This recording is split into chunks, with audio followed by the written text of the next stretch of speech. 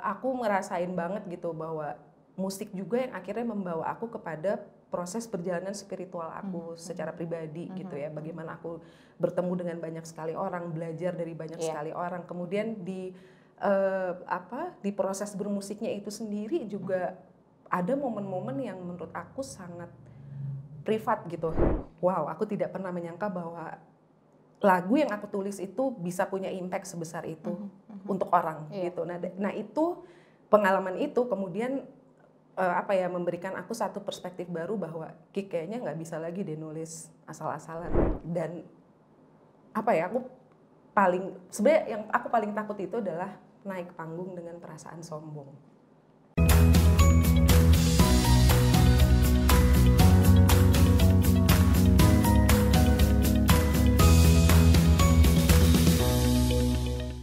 Assalamualaikum warahmatullahi wabarakatuh. Hai sahabat semuanya, semoga selalu dalam keadaan sehat, bahagia lahir batin, dan selalu dalam lindungan Allah Subhanahu wa Ta'ala. Amin ya Rabbal Alamin.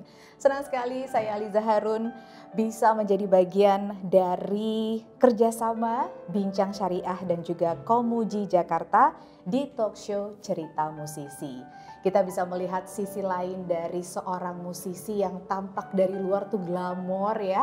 Tapi kita bisa tahu pengalaman spiritual lebih fokus ya di bidang musik ya pastinya. Oke, nah sudah hadir di studio ada beliau nih. Namara Surtikanti aka Kika Namara. Selamat siang. Assalamualaikum Kika. Warahmatullahi wabarakatuh. Oke, sebelum kita ngobrol lebih lanjut lagi, ngingetin juga untuk sahabat semua, jangan lupa di like dan juga subscribe. Semoga obrolan ini bisa menjadi manfaat dan disebarluaskan sebanyak-banyaknya. Oke, amin. Nah, di sini dikenal ya, mungkin di kalangan Komuji Jakarta, tapi ada beberapa juga yang apa sih Komuji ini? Boleh ceritain sedikit gak sebelum ke pengalaman jadi musisinya? Sebenarnya kalau ceritain Komuji sedikit tuh agak susah ya, karena perjalanannya tuh proses itu panjang gitu. Tapi perkenalan saja ya. Ya, pada intinya Komuji itu adalah komunitas musisi mengaji. Itu aku sebagai ketua dari Komuji Jakarta yang adalah ini sebetulnya istilahnya cabang ya. Jadi kalau mother chapternya sebetulnya ada di Bandung yang udah lebih dulu berdiri gitu. Kemudian tahun 2018 itu aku dipercaya untuk jadi ketua Komuji chapter Jakarta. Seperti itu. Dan kami ini adalah komunitas yang ingin menjadi satu wadah untuk anak-anak muda yang ingin lebih serius belajar agama, tapi tetap tidak kehilangan sisi funnya gitu. Jadi kami beberapa kali juga udah melakukan pertemuan off air gitu ya, acara-acara off air itu kita biasanya kasih nama piknikustik nama acaranya itu. Jadi kita membuat timnya tuh kayak piknik gitu, tapi di situ sebetulnya kita sama-sama hadir untuk mendengarkan kajian gitu. Dan di sela-sela kajian itu kami menghadirkan juga hiburan musik dari teman-teman yang memang istilahnya punya ketertarikan untuk belajar agama juga, kurang lebih seperti itu. Oke, itu dia ya Komuji ya. Jadi ada Instagramnya atau gimana? Ada dong, ya? @Komuji Jakarta. Siap, langsung aja di follow. Nah kalau ini kan tadi Lisa bilang di awal mau melihat sisi lain dari seorang musisi yang nggak cuman seru-seruan aja kok, fun, wah hingar-bingar. Melihat sisi lain, sisi spiritualnya dari seorang musisi. Kikan boleh cerita tentang awal berkarir di bidang musik, terus gimana rasanya musik zaman dulu ya, awal karir sampai sekarang tuh passionnya masih sama nggak sih? Ya, mungkin menjawab yang terakhir dulu ya Lisa. Kalau ditanya passionnya masih sama atau enggak sih, sebetulnya masih sama. Tapi yang berubah itu situasinya ya, kondisinya gitu. Karena otomatis begitu sudah menikah, kemudian punya anak terutama ya, seorang perempuan begitu menjadi ibu tuh dia beralih peran, beralih fungsi, dan itu merubah banyak hal termasuk yang kaitannya dengan si passion itu tadi gitu. Nah, aku flashback dulu sedikit. Awalnya aku terjun ke dunia musik itu memang karena aku dibesarkan di keluarga yang sangat musikal. Ibu bapak aku senang musik walaupun tidak ada yang berkarir sebagai seni lah ya, musisi profesional ya, tapi sangat menyukai seni lah keluarga aku gitu. Kemudian seperti biasa SMP, SMA ikut paduan suara sekolah, tapi sama sekali nggak kepikir yang aku tuh akan menjadikan musik itu sebagai karir gitu. Kemudian waktu kuliah biasalah ngeband iseng-iseng gitu, main di acara kampus. Itu awalnya semua iseng-iseng, bener-bener iseng-iseng, tapi kemudian begitu mulai serius, jobnya makin banyak, kemudian membentuklah Coklat. Waktu itu aku sama teman-teman di Bandung. Nah, dari situ baru aku sampai di satu titik di mana aku harus memutuskan nih kuliah mau terus atau mau jadi musisi. Dan itu salah satu keputusan paling besar di dalam hidup aku. Dan itu juga life changing banget lah gitu keputusan itu. Dan akhirnya aku memutuskan untuk udah deh nekat aja berhenti kuliah. Aku berhenti kuliah, ini jangan dicontoh ya, ini contoh yang kurang baik gitu. Karena gimana pun juga untuk aku sampai hari ini edukasi itu tetap nomor satu gitu. Dan jujur aku menyesali keputusan itu gitu, karena untuk bisa bertahan di dunia musik pun nggak gampang gitu ya. Kamu harus memastikan kamu punya karakter dan faktor-faktor yang lain gitu. Kemudian dari mulai kuliah itu memutuskan main musik dan akhirnya bermusik sampai sekarang. Kembali lagi ke passion itu tadi, karena situasi dan kondisi akhirnya tuh yang banyak mempengaruhi justru mungkin ininya ya, dorongan atau motivasi gitu untuk terus eksis gitu. Itu sebenarnya melelahkan sih sebenarnya. Capek ya? Capek gitu ya. Lisa pasti tahu banget karena Lisa juga berkecimpung di dunia musik walaupun tidak terjun langsung angle-nya tapi beda ya. Angle-nya beda. Betul. Tapi pasti Lisa juga udah menginterview entah berapa ribu orang ya kan, berapa ribu musisi gitu. Dan memang ini atmosfernya cukup berbeda ya dibanding musik zaman dulu sama awal sekarang 2000-an gitu. lah ya, awal 2000-an. Dulu kita nih musisi-musisi ini hubungannya sama radio tuh bener-bener simbiosis, mutualisme, saling bergantung lah seperti itu ya. Karena dulu kalau baru ngeluarin single atau baru ngeluarin album, kita pasti akan melakukan tur promo radio seperti itu. Tapi sekarang di era yang semuanya sudah serba digitalisasi ini, mungkin hanya tinggal sedikit aja sih orang-orang yang benar-benar melakukan promo seperti itu gitu. Jadi memang iklimnya sudah berbeda sekali gitu yang pertama. Dan yang kedua balik lagi ke urusan passion itu, seorang musisi itu akan tetap punya jiwa itu gitu. Cuman yang berbeda mungkin sejauh mana dia masih berambisi atau enggak, itu aja sih. Passion masih ada, cuman berambisi atau enggak. Nah, ngomongin ambisi ini kita kan bisa ketahan kalau mungkin lingkungan udah mulai kayak membuat kita jauh dari si musik ini gitu ya. Waktu, aduh kayaknya nggak bisa nih bikin musik lagi, nggak ada inspirasi segala macam gitu. Nah ini si ambisi ini mulai berkurang mungkin. Ini karena apa? Karena mungkin usia atau pertemanan musisinya udah mulai berkurang ke arah yang beda gitu. Atau interestnya beda gitu. Si ambisinya jadi sebetulnya yang Lisa sebutkan itu sih ya itu hampir semuanya benar ya. Maksudnya ada antara itu tadi karena usia juga gitu ya. Artinya kan dengan seiring bertambahnya usia juga energi itu kan udah nggak sebesar dulu. Kemudian kedua juga urusan tanggung jawab gitu ya. Balik lagi sebagai seorang ibu, tanggung jawab membesarkan anak-anak itu tentunya cukup menguras energi ya, waktu dan tenaga gitu. Jadi prioritas kita udah bukan musik lagi gitu loh. Walaupun passion atau keinginan itu selalu ada gitu. Dan aku dari anak-anak kecil sampai sekarang mereka udah beranjak dewasa pun musik juga jadi bagian yang lekat dari hidup mereka karena aku juga gitu kan. Ya mungkin hal-hal itu sih yang akhirnya membuat ambisi itu udah nggak sebesar itu lagi gitu. Kemudian juga pastinya karena udah melewati pasang surut lah gitu ya di industri musik ini gitu. Jadi cara kita memandang hidup, perspektifnya tuh juga udah banyak berubah gitu. Kalau dulu kan rasanya mempertahankan popularitas adalah segala-galanya kan. Kalau dulu istilahnya orang dulu nih ya, nggak tahu masih dipakai apa enggak sampai sekarang tuh adalah ini mumpung lagi momen lo nih, momen lo gitu ya. Momentumnya ini dipergunakan sebaik-baiknya. Jadi kerja keras sebagai kuda tuh bener-bener gitu ya waktu itu.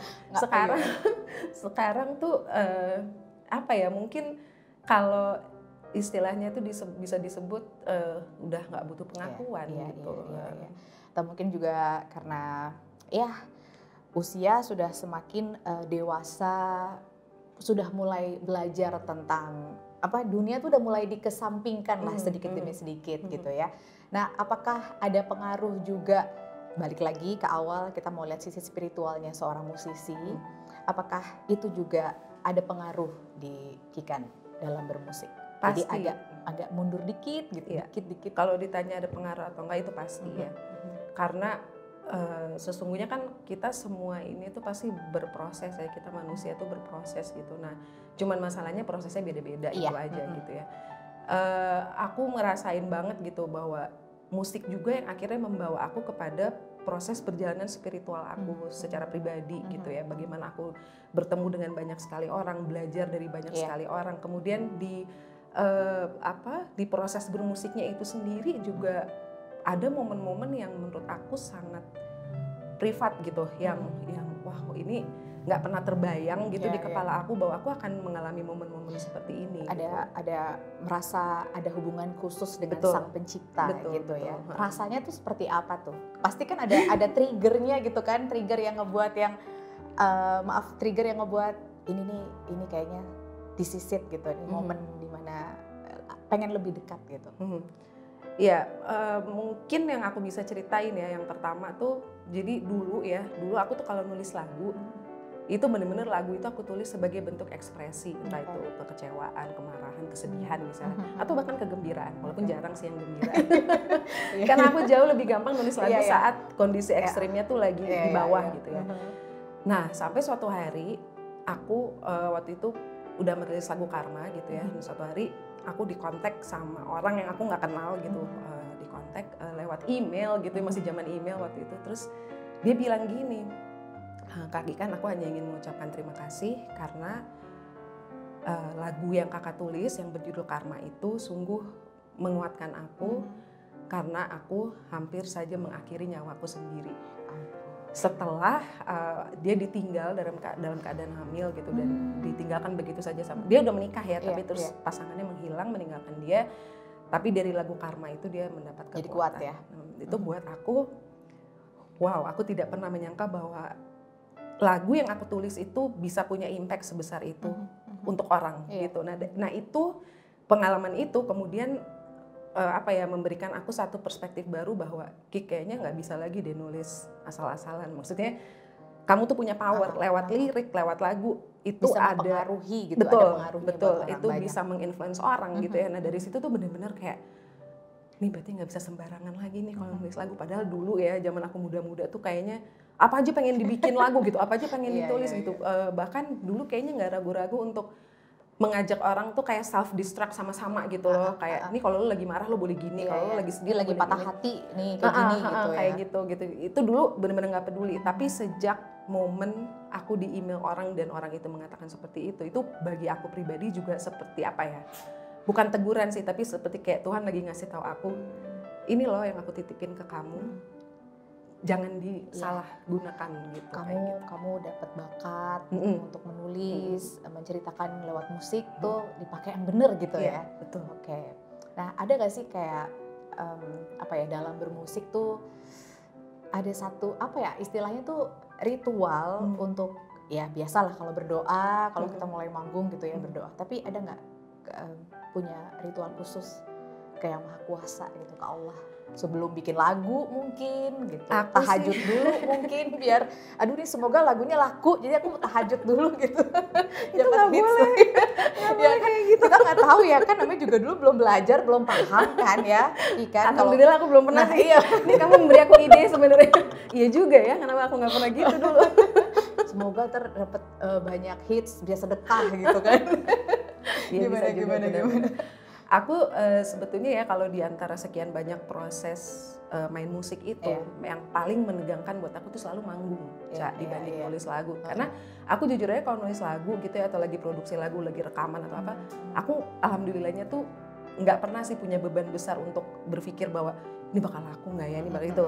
Alhamdulillahnya. Walaupun ada, aku nggak bisa bohong ya, pasti ada tuh keinginan-keinginan, namanya ambisi manusiawi gitu ya.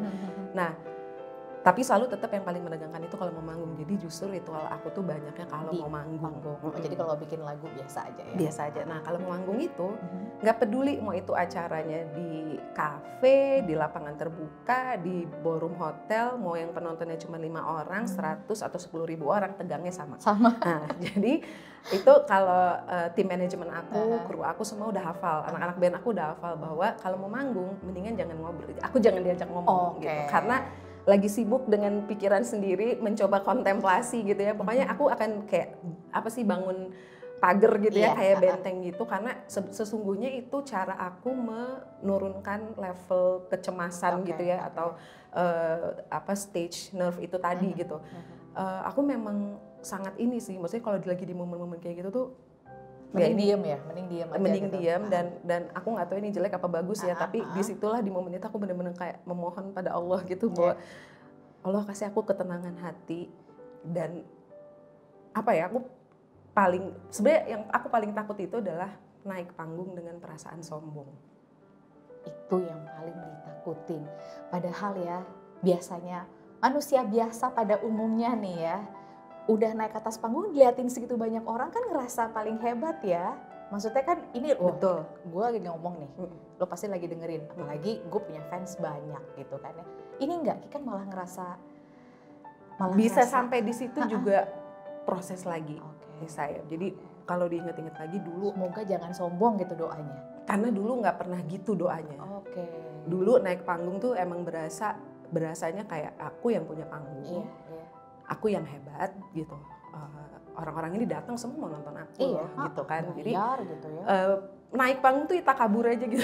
Bawaannya kepalanya tuh memang ya boro-boro ingat gitu kan, bahwa ini semua hanya titipan apa kayak gitu, nggak ingat gitu. Nah, memang aku pernah ngalamin satu masa yang sangat melelahkan secara fisik maupun secara mental gitu ya, saat aku dulu harus tur sementara aku sudah melahirkan dan anak aku masih bayi gitu di rumah. Itu stres levelnya sangat tinggi gitu. Nah, di momen itulah aku hari ini nih kalau dipikir lagi gitu baru sadar betapa sombongnya aku waktu itu gitu, karena bener-bener nggak mau ngelayanin orang, mau foto, mau minta tanda tangan, mau apa, aku nggak mau gitu. Aku sibuk dengan diriku sendiri, mencoba itu tadi, mencoba menghandle stres ini gitu kan. Dan itulah benda-benda itulah yang akhirnya membuat aku tuh nggak inget gitu sama yang di atas gitu. Bener-bener antara nggak inget sama mungkin ada marah juga ada marah kayak kenapa sih aku nggak bisa kayak orang-orang lain yang menikmati stardom gitu, ngerti nggak sih, menikmati popularitas, kenapa sih aku malah stres gitu kayak gini, padahal secara kasar gitu ya, secara finansial nggak pernah kekurangan gitu kan, tapi kok ada yang nggak tenang gitu di sini kayak gitu. Nah, melewati proses itu cukup panjang, barulah aku bisa sampai di titik dimana menyadari bahwa ya ini bukan aku dan ini semua tergantung aku. Aku mau menggunakan anugerah dan berkah ini tuh untuk yang baik atau yang buruk gitu kan. Tapi kembali lagi itu proses yang panjang untuk bisa sampai di titik itu, sampai bisa tiap mau naik panggung tuh doanya itu. Jangan sombong. Semoga saya nggak sombong gitu, naik panggung tuh nggak dalam keadaan sombong. Iya. Wah, luar biasa ya. Jadi memang kita cuma melihat sisi luarnya Kikan yang bisa dilihat di TV di mana-mana gitu ya. Tapi ada sisi spiritual yang punya komunikasi istimewa gitu. Berdoa kepada Allah gitu ya. Nah, ini semakin kesini berarti kan kita udah tahu nih ya, kita harus membawa pengaruh baik buat orang, walaupun itu di dunia musik gitu. Masih ada pro dan kontra lah ya Kikan ya. Nah, kalau buat Kikan sendiri apa yang bisa disampaikan dari musik gitu, dari seni untuk bisa mengajak orang kepada kebaikan, atau juga ada sisi agama juga di situ gitu loh. Apakah Kikan ada buat lagu berbau Islam gitu atau bagaimana gitu? Ya, kalau pendapat aku ya, dari dulu memang sebenarnya dari aku kecil aku tuh sudah sadar betul betapa powerfulnya kekuatan musik itu gitu ya. Semua sebetulnya bunyi-bunyian bahkan di alam sekitar kita yang kita mungkin nggak bisa bilang itu musik gitu, itu sebetulnya kan punya pengaruh yang signifikan ke mental kita gitu. Jadi kalau tadi Lisa nanya seberapa atau sejauh mana sih kita bisa memanfaatkan itu, menurut aku sangat bisa gitu. Aku tahun 2006 sama Coklat itu ngerilis satu album nasional judulnya Untuk Indonesiaku. Itu juga sebetulnya kerangka berpikirnya tuh karena kita sadar banget bahwa musik itu kalau dikemas dengan baik dan benar gitu ya, itu sesungguhnya bisa jadi legacy gitu, itu bisa jadi warisan untuk anak cucu kita nanti. Apalagi memang waktu itu intinya kan poinnya adalah kita pengen anak-anak di generasi bawah ini nggak lupa nih sama si lagu-lagu nasional ini kan gitu kan, dengan derasnya arus globalisasi dan sekarang teknologi udah makin canggih gitu ya.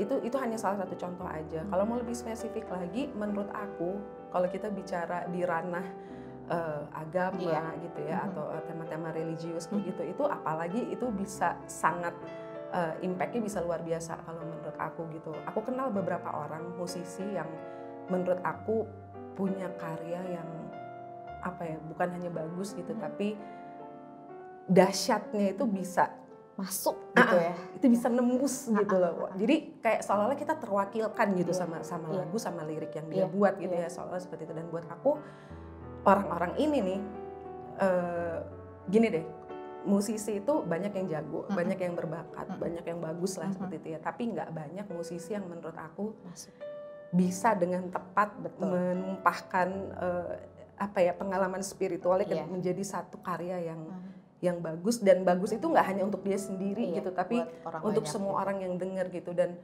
kalau mau dipikir lagi nih, sebetulnya secara sederhana itu kan kekuatan nada itu kan bisa nempel di kita tuh cepet banget ya, sama aja kayak orang ngaji misalnya kayak gitu ya. Itu memang otomatis akan mempengaruhi kesadaran batin, ketenangan batin seperti itu gitu. Jadi buat aku musik itu sangat bisa dipakai gitu untuk hal-hal positif semacam ini gitu. Jadi itu tinggal kita sebagai musisi mau pakai dia jadi bagus apa mau jadi jelek gitu. Pisau tuh bisa buat bunuh orang, tapi bisa juga buat masak, buat potong-potong gitu, misalnya kayak gitu. Seperti itu. Oke. Jadi kedepannya Kiken ada rencana gitu mau bikin satu karya dengan musik dan lirik yang langsung menyentuh. Insya Allah aku tuh sebetulnya lagi memang sedang mempersiapkan gitu ya, ada 3 lagu yang aku lagi persiapkan, tapi jujur aja ini tuh jujurly, kalau anak-anak sekarang bilangnya jujurly. Ini tuh berat karena ada unsur keagamaannya di situ atau gimana? Pengen tahu aja nih. Berat, nggak apa-apa kan emang karena iya. Berat karena gimana ya? Jadi memang lagu-lagu ini tuh jadi aku tuh masih bingung gitu, Lisa. Aku mau pakai kayak bahasa-bahasa perumpamaan aja, atau aku mau secara jujur menuangkan aja semua dengan yang aku kata-kata rasain sendiri gitu. Tapi itu kadang-kadang itu aku rasanya kayak aku kayak nggak mau deh orang tuh bisa ngebaca aku lewat lagu aku gitu. Ngerti nggak sih? Kayak ada perasaan itu karena aku juga merasa pengalaman-pengalaman ini tuh sangat private gitu. Balik lagi ya gitu. Aku nggak yakin aku bisa share ini sama orang atau enggak. Jadi aku maju mundur terus urusan itu. Liriknya berkali-kali aku ganti. Kayaknya kalau gini orang tahu gitu. Aku nggak tahu takut apa, aku nggak ngerti juga gitu. Tapi kayak aku selalu merasa kayak aku belum siap untuk share ini gitu. Cuman aku berharapnya sih mudah-mudahan metode lirik apapun yang aku pakai nantinya gitu itu bisa tetap menyentuh orang, dan mudah-mudahan bisa jadi inspirasi juga buat teman-teman yang dengerin. Gitu. Ya, tinggal nunggu aja ya hasil karya yang maju mundur ini. Amin. Oke. Ini terakhir nih, kan kita tuh pasti ada awal ada akhir gitu ya. Ada nggak sih kira-kira berakhirnya si dunia musik untuk Kiken gitu? Kira-kira pernah nggak sih kepikiran kayaknya gue bakal mundur deh, gue udah nggak mau main musik lagi, atau mungkin gue belakang layar, atau nge-push anak-anak deh ngedukung karirnya mungkin yang seneng musik gitu? Ada nggak sih istilah selesai tamat di bidang musik buat Kiken? Jujurly nih, jujurly lagi nih. Biar tampak muda. Aku memang pernah sih Lisa beberapa kali datang ya pikiran itu, kayaknya aku mau berhenti, aku kayaknya udah nggak di sini lagi gitu ya. Cuman aku tidak bisa membohongi hati kecil aku bahwa keinginan bermusik itu selalu ada lagi. Balik ke awal tadi passion tadi itu ya. Walaupun formatnya mungkin udah berbeda ya gitu, udah sangat berbeda sama dulu gitu. Tapi kembali lagi buat aku yang jadi akhir itu adalah yang sebenarnya nggak pernah berakhir sih, mungkin sampai aku tutup usia ya, insya Allah gitu, kalau memang Tuhan memberikan jalannya gitu. Tapi kalau ditanya gitu ya, aku rasanya sih belum pengen berhenti main musik selama aku tahu dengan aku bermusik, dengan aku berkarya, aku bisa menginfluence orang, aku bisa memberikan dampak positif lah buat orang gitu ya, mau itu lewat nasionalisme ataupun itu misalnya lewat tema-tema religi atau tema sosial atau tema apapun lah itu gitu. Aku pengennya sih kalau memang ada end-nya itu, paling nggak aku udah memastikan bahwa aku berguna gitu lewat karya-karya aku. Oke. Amin. Amin, amin, amin. Ya, Kikan terima kasih banyak. Kalau tadi Lisa yang saya tangkap gitu dari obrolan sama Kikan ya, ada satu yang bikin agak bergetar nih hati gitu ya. Berdoa, masing-masing orang tuh punya doa khusus kalau sebelum manggung ya. Berdoa jauhi, semoga tidak merasa sombong gitu ya. Iya ya.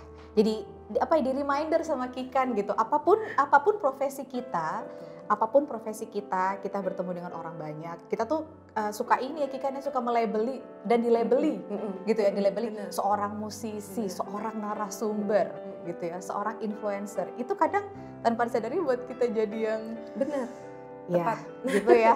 Ya, terima kasih untuk remindernya. Dan tadi Kikan juga bilang apa yang kita lakukan, bakat apa yang kita punya, semoga bisa memberi manfaat dan menginspirasi. Begitupun obrolan kita hari ini, Kikan. Ya. Semoga bisa menginspirasi teman-teman sahabat di luar sana dan bisa melihat sisi lain dari seorang musisi yang gak hanya cuma hingar-bingar ya, tapi ada juga satu komunikasi spesial kepada Yang Maha Kuasa. Begitu, semoga bisa diambil hikmah dari obrolan kita. Jangan lupa di like dan juga di apa, Kikan? Subscribe ya, dan disebarluaskan ke teman-teman, sahabat yang lain, semoga bermanfaat.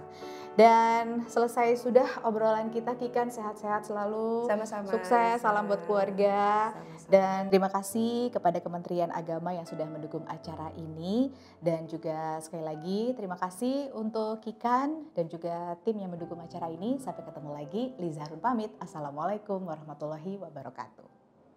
Waalaikumsalam.